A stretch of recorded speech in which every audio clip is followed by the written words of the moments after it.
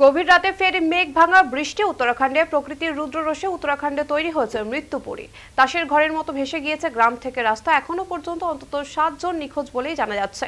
ধ্বংসস্তূপ সরিয়ে উদ্ধার করা হয়েছে দুজনকে, তবে এখনো ধ্বংসস্তূপের নিচে অনেকেই চাপা পড়ে রয়েছেন বলে আশঙ্কা করা হচ্ছে।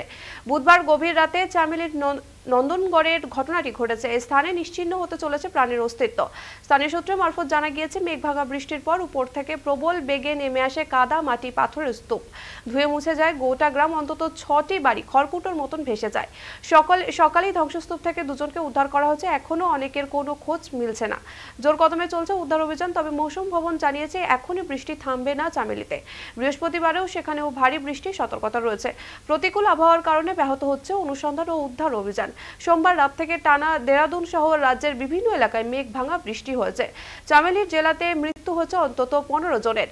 রাজ্যের বিভিন্ন জায়গায় এখনো আটকে রয়েছেন বহু মানুষ। প্রশাসনের তরফ থেকে যুদ্ধকালীন তৎপরতায় তাদের উদ্ধার করার চেষ্টা চলছে।